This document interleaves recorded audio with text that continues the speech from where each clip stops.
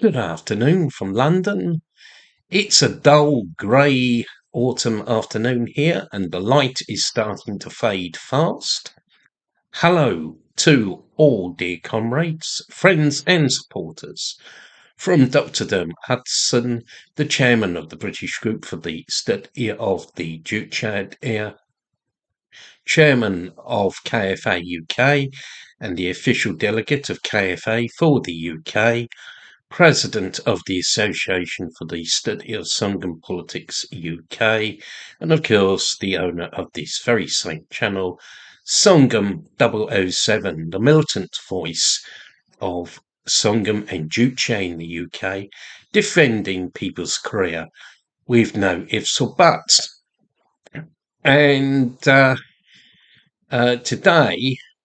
I'm going to present a video on the topic of the fake left and people's career. And of course, as I said earlier, this channel, along with KFA UK, is defending people's career with no ifs or buts. And of course, we should defend people's career from attacks from all sides. And it is an unfortunate phenomenon that, particularly in the past 15, 20 years, and even to some extent before then, that attacks on people's career don't just come from the bourgeoisie, the establishment, and the right, but also they come from people who identify themselves, and I stress that they identify themselves as left wing. And, it's not entirely new. Back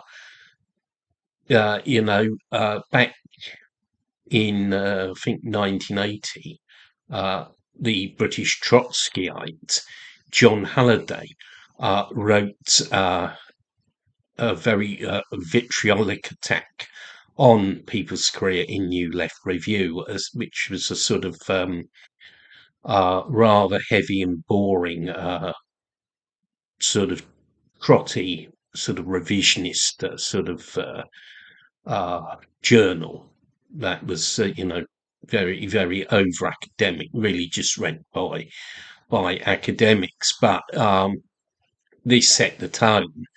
And I suspect, garbled versions of that article were sort of,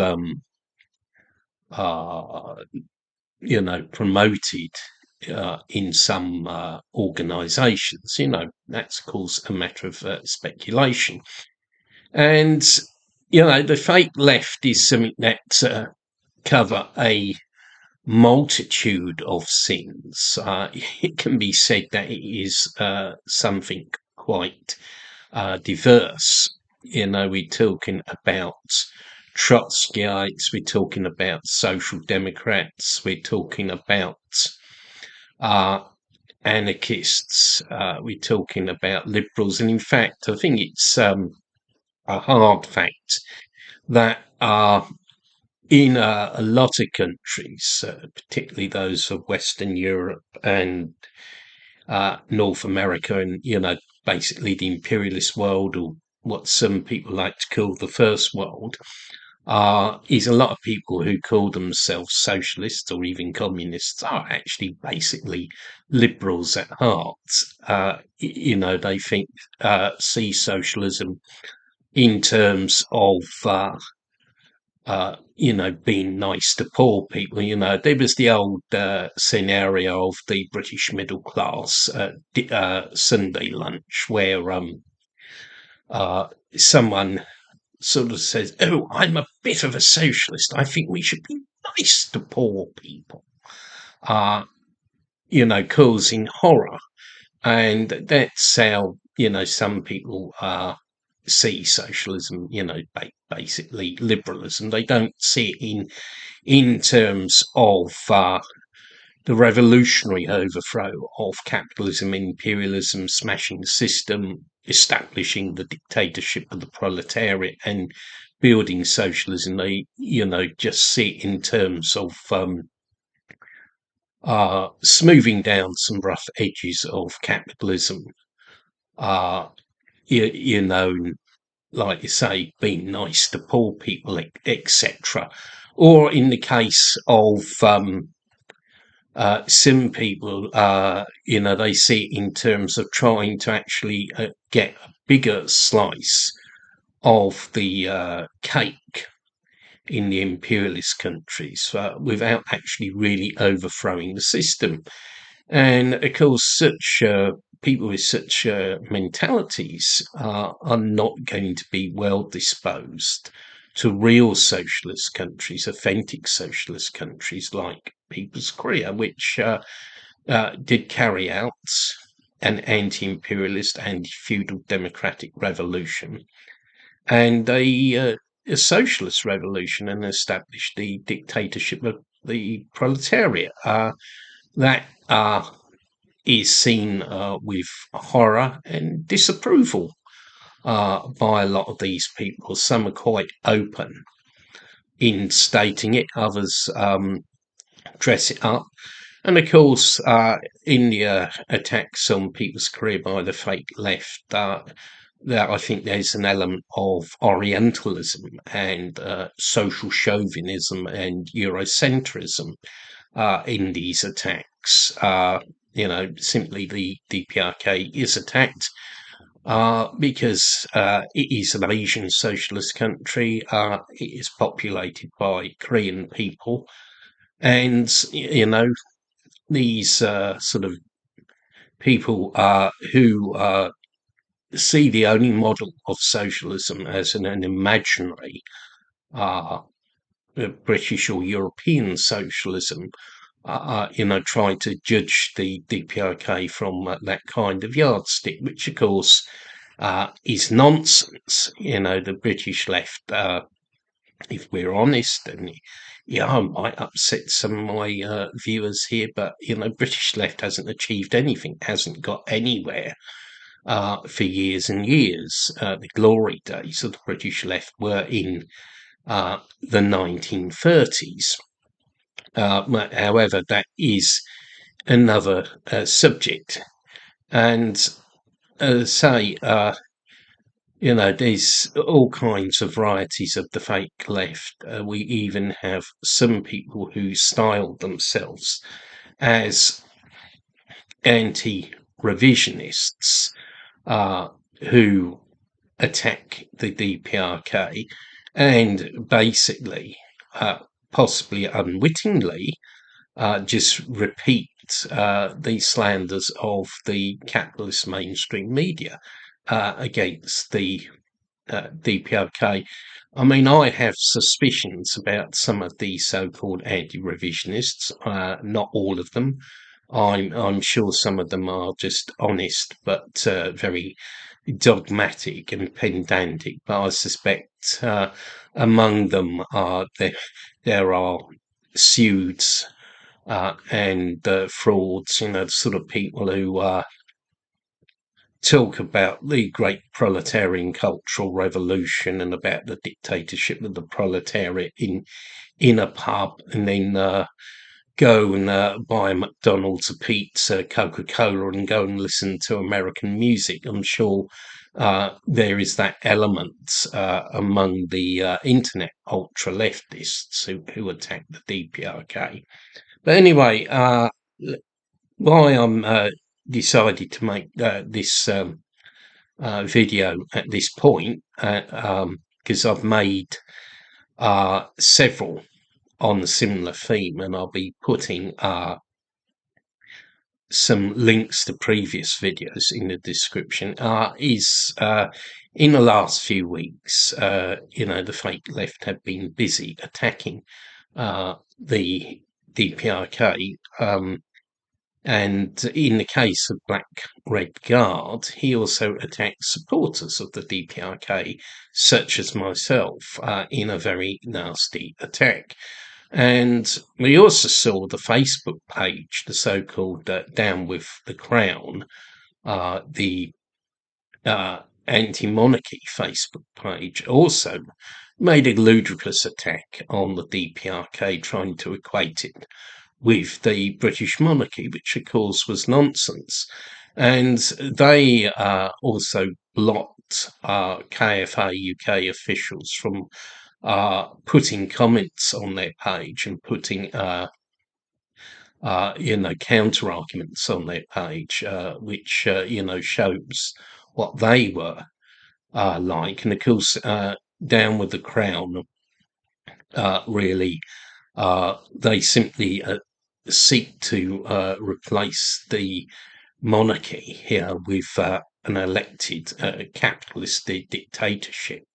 Uh, the US and France and Germany are all republics, but all very reactionary countries and very, obviously capitalist countries. And people like Down with the Crown are basically, they wouldn't change anything at all. You'd simply have an elected sort of head of state who would also probably be a billionaire, like Trump and other US presidents.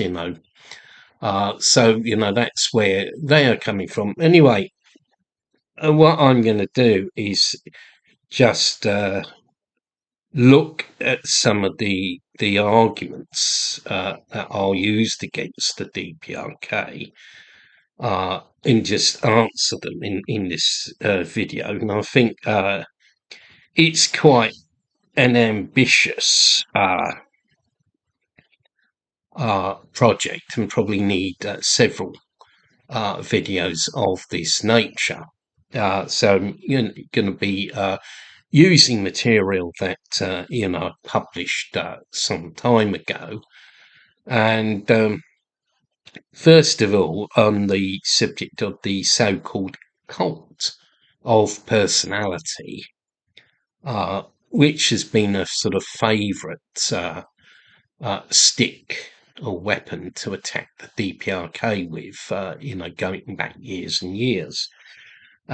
Modern revisionists like to blather about the cult of personality. This was a term first used, or possibly first used, it might have been used before him, by the traitor and revisionist Khrushchev of the USSR. And he used it to slander and vilify the preceding leader of the USSR, the late J.V. Stalin, who led the USSR through socialist industrialization and through the Great Patriotic War. And Khrushchev didn't just use the argument of the cult of personality to attack Stalin personally. It was about rubbishing the building of socialism in the USSR. And Khrushchev's so-called secret speech to the 20th Congress of the Communist Party of the Soviet Union was leaked out to imperialist countries by intelligence services. Again, is a few long stories about that, won't go into them here. And the term cult of personality became a stock in trade for anti-communist propagandists as well as revisionists and opportunists. The USSR and international communist movement suffered very badly because of Khrushchev's treachery, folly.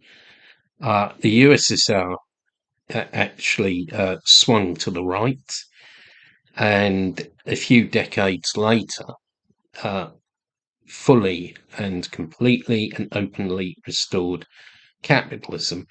That is where the theory of the so-called cults of personality ends up. And of course, many of the so-called self-identifying left critics of the DPRK would really like that to happen in the DPRK. They secretly, in fact, some cases not secretly, hope for the collapse of the DPRK and the restoration of capitalism in the DPRK. The essence of the so-called theory of the cult of personality is an artificial separation of the leader from the masses. Bourgeois and revisionist commentators fail to realize that the leader is not an individual, but the center of unity of society. Those who prate about the cult of personality are those who fail to see society as a collective. Instead, they are influenced by a bourgeois concept of society, which sees society as made up of atomized individuals, typically an extreme and a nihilistic variant of this world outlook, was expressed by the former British Prime Minister Thatcher, who once claimed, and I quote, "There is no such thing as society," end of quote. Indeed, the leader is the supreme brain of the revolution, the supreme brain of society. Society is like a living organism or a body. The body requires a brain. A body without a brain would be impossible. Yet some people think, apparently, you can have a body without a brain. No one thinks of the brain enslaving their own body.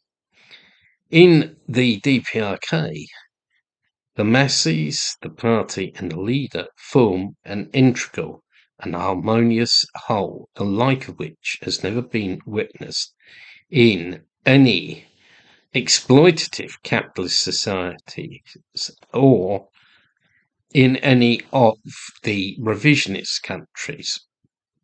People in the DPRK are united in a single heart and a single mind, and they move as one.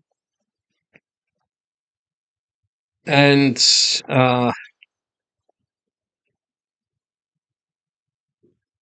there's also some so-called leftists who join hands with the bourgeois mainstream media, complaining about and I quote, a concentration of power and, I quote, hereditary principle. And these people, ignore the facts that Comrade Kim Jong-un was elected firstly as the vice chairman of the Central Military Committee of the Workers' Party of Korea, and then as the first secretary, and later as chairman, and then as general secretary. The Workers' Party of Korea has over 3 million members. Most families in the DPRK will have party members within them.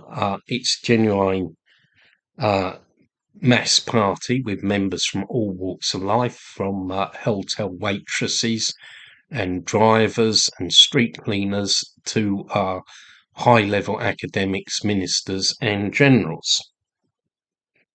And it can't be compared to a political party in a capitalist country, and it certainly cannot be compared to some small leftist groups that exist in imperialist countries. So basically, respected Marshal Kim Jong-un's succession was democratically decided by a large number of people. In fact, basically, the whole population of the DPRK. There can be no parallels with monarchies. And in this respect, it sort of would point out that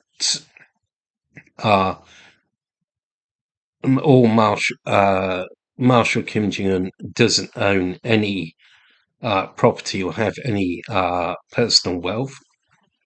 All the facilities and properties are in use so he can fulfill his duties as the head of state.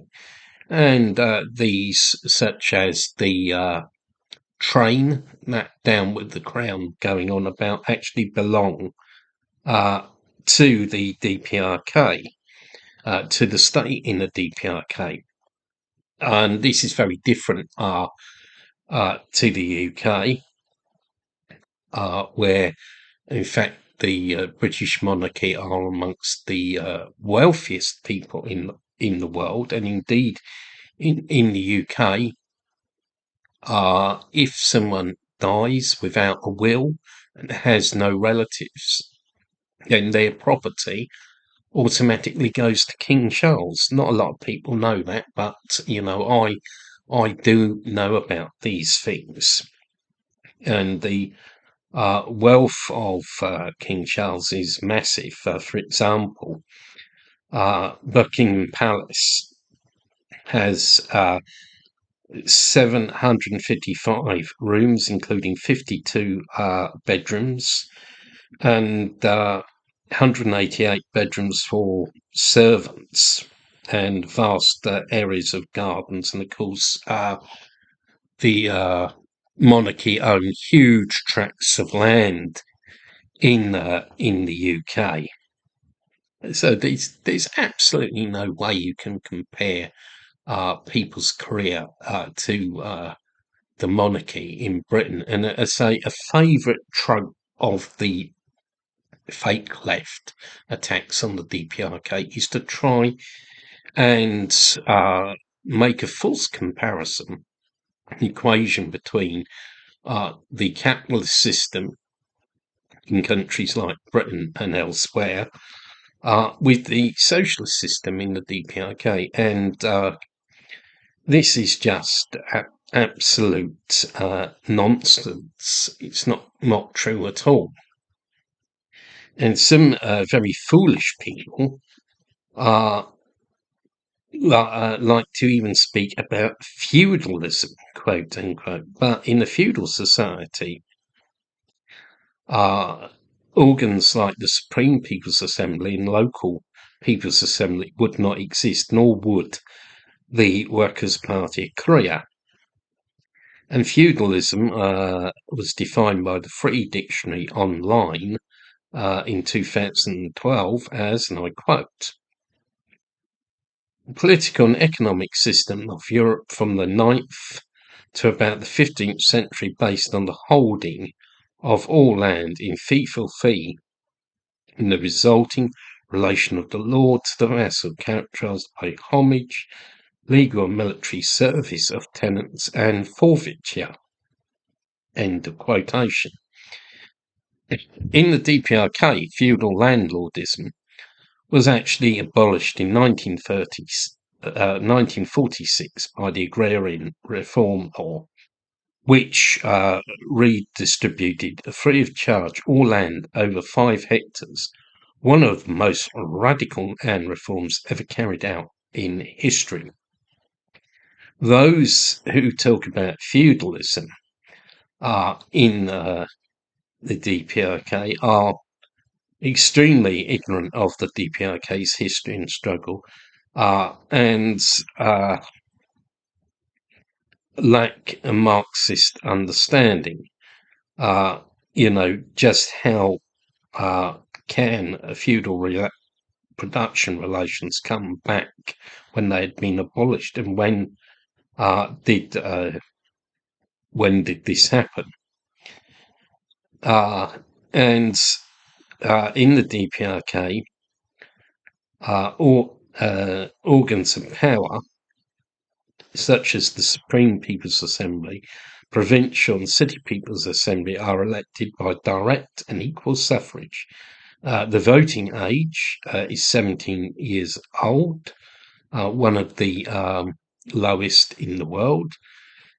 Usually in the DPRK, the turnout for elections is virtually 100%, and compare this to turnouts of 60 to 70% in capitalist countries, or even less than 20%.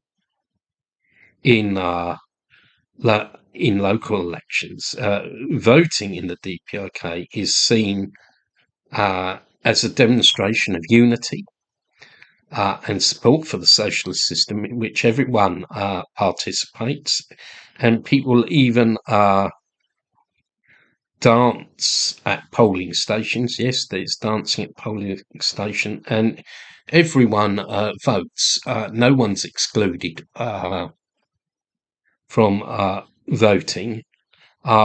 But in countries like the UK, there's a widespread view that voting in elections is something for rich people, for middle class people. The so-called chattering classes, and also in the DPRK, unlike the so-called Western democracies, electors have the right to recall their representatives if they fail to do their job properly. So there you are. That is, working class power. That is people's power in people's career, and in the DPRK, there are the socialist relations of production. A fully socialist system was established in 1958 after the collectivization of agriculture and the socialist transformation of private industry and trade. Basically, an advanced socialist system came into being, and there are no private companies in the DPRK. This is a myth that has been created by a number of different forces, but we've asked about this point several times in the DPRK, and we were told no private companies, no private property, and even the kiosks on the streets are actually socially owned and under control of a department of the party. They are not private. This was stressed. And I remember back in 2008, I was having lunch with my guides on party day in the hotel at Sarimon, and they said, well, in the DPRK country, you will not see a big house, and that is very true. You don't see big mansions in the DPRK countryside, and you don't see big private estates or signs with private property. There's no private farming. It is a totally socialist countryside. So there you are. DPRK is a socialist state, an advanced socialist country, where you've got the power of the working class, the power of the people, and we should be defending it with no ifs or buts, and defending it against all hostile forces, whether it is the establishment and the bourgeoisie, or whether it is their fake left fellow travellers, the camp followers of capitalism, imperialism, on the left, the fifth column, as it were, on the left, who are trying to slander people's career. Anyway, thank you very much for listening to this video today. I hope it is appreciated. If you're not already a subscriber to the channel Songun 007, please consider subscribing, and to our affiliated channel KFA UK, or I should give its full name, Korean Friendship Association of the UK.